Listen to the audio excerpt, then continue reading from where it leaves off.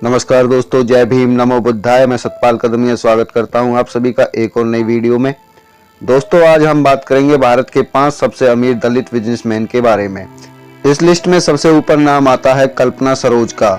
मुंबई स्थित कमानी ट्यूब्स की चेयरपर्सन कल्पना सरोज का जन्म महाराष्ट्र के छोटे से गांव रोपड़खेड़ा के गरीब दलित परिवार में हुआ था। पिता पुलिस में हवलदार थे। 12 साल की उम्र में ही उनकी शादी हो गई और वह मुंबई के एक स्लम में रहने लगी। कल्पना जी के लिए शादी का अनुभव बुरा रहा। ससुराल वाले उन्हें बहुत परेशान करते थे और वह मजबूरन अपने पिता के घर वापस लौट आई। इसके बाद उन्होंने अपने चाचा के पास मुंबई जाने का फैसला किया। कल्पना जी को सिलाई का काम आता था, इसलिए उनके चाचा उन्हें एक कपड़ा मिल में काम दिलाने ले गए। हड़बड़ाहट में कल्पना जी से सिलाई मशीन नहीं चल पाई।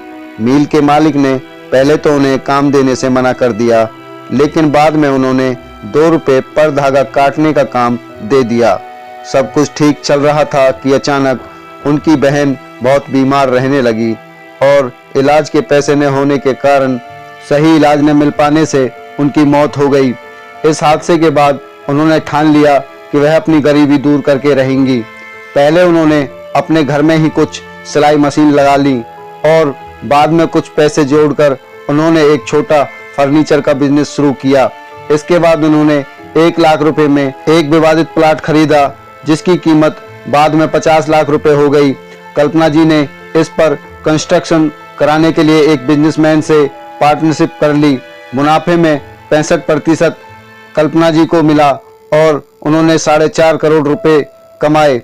इसके बाद वह कर्ज में डूबी कमानी ट्यूब्स कंपनी से जुड़ी और उसे प्रॉफिटेबल कंपनी बना दिया। 2006 में वह इसकी मालकिन बन गई। आज उनकी कंपनी तकरीबन 700 करोड़ रुपए की बन चुकी है।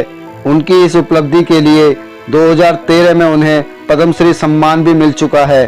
और इस लिस्ट में हमारे दूसरे नंबर पर आते हैं भगवान गवई, जो कि इस वक्त दुबई स्थित साइटेक्स एनर्जी के CEO व चेयरपर्सन हैं। उनकी कंपनी पेट्रोलियम प्रोडक्ट पेट्रोकेमिकल की सप्लाई करती है और एविएशन सेक्टर में सपोर्ट सर्विस उपलब्ध करवाती है।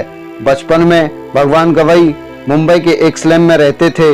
इससे पहले भगवान ने अपनी मां, बहन और भाई के साथ एक कंस्ट्रक्शन साइट पर एक वर्कर के तौर पर काम किया था। उनका परिवार महाराष्ट्र के ग्रामीण इलाके से आकर मुंबई में बसा था। परिवार की कड़ी मेहनत के चलते भगवान अच्छी शिक्षा प्राप्त कर पाए और हाई स्कूल की परीक्षा में 85% अंक के साथ उन्होंने हाई स्कूल की परीक्षा पास की। उन्होंने HPCL में भी काम किया, लेकिन उन्हें वहां जातिगत भेदभाव का शिकार होना पड़ा। इसके चलते उन्होंने वह नौकरी छोड़ दी। इसके बाद वह 1991 में वह ब्रिटेन चले गए। वहां उन्होंने ENOC के साथ 4th एम्प्लॉयज के रूप में काम करना पड़ा और धीरे धीरे ऑयल सर्कल में अपनी पहचान बना ली। 2003 में एक अरबी बिजनेसमैन के साथ उन्होंने खुद की कंपनी शुरू की। पहले साल में उसका टर्नओवर 8 करोड़ डॉलर रहा। बाद में उन्होंने एक और कंपनी मैत्री डेवलपर भी शुरू की। और इस लिस्ट में तीसरे नंबर पर आते हैं अशोक खाड़े, जो कि इंजीनियरिंग कंपनी दास ऑफशोरे के MD हैं। उनके पिता मुंबई में मोची का काम करते थे। अनेकों कठिनाइयों के बावजूद उन्होंने अपनी शिक्षा पूरी की और कॉलेज के बाद उन्होंने एक सरकारी शिपयार्ड में काम करने लगे। ऑफशोर मेंटेनेंस और कंस्ट्रक्शन के बारे में जरूरी समझ हासिल करने के बाद उन्होंने अपनी खुद की कंपनी शुरू की और धीरे धीरे उनका बिजनेस फलता फूलता गया और आज 500 करोड़ रुपए सालाना टर्नओवर वाली कंपनी हजारों लोगों को रोजगार दे रही है। और हमारी इस लिस्ट में चौथे नंबर पर आते हैं राजा नायक। इनका जन्म एक गरीब दलित परिवार में हुआ। इनके माता पिता कर्नाटक के गांव से बेंगलुरु शहर आए थे। वह बहुत ही गरीब थे। वह 4 भाई बहन थे और उनका गुजारा बहुत ही मुश्किल से होता था। जब राजा नायक 17 साल के थे तो वह अमिताभ बच्चन की एक फिल्म से प्रेरित होकर घर से भागकर मुंबई आए थे। उनका सपना रियल एस्टेट में बड़ा नाम कमाने का था, लेकिन निराशा उनके हाथ लगी और वह घर वापस लौट आए। लेकिन उन्होंने हिम्मत नहीं हारी। बाद में उन्होंने अपनी पढ़ाई बीच में ही छोड़कर टी शर्ट, कोल्हापुरी चप्पल और फुटवियर बेचने का काम शुरू किया उनकी लगन और मेहनत के बल पर 60 करोड़ रुपए सालाना टर्नओवर का बिजनेस कर रहे हैं। उनकी इंटरनेशनल शिपिंग और logistic, packing and packaging, drinking water, wellness आदि क्षेत्र में कंपनियां हैं। वह Karnataka chapter of Dalit Indian chamber of commerce and industries के प्रेसिडेंट भी हैं। साथ ही वह काला निकेतन एजुकेशन सोसाइटी के नाम से समाज के शोषित और वंचित तबके के लिए स्कूल और कॉलेज भी चलाते हैं। और इस लिस्ट में 5वें नंबर पर आते हैं अहमदाबाद के गुजरात पीकर्स इंडस्ट्रीज के एमडी रति भाई। रति भाई के पिता खेत में श्रमिक थे।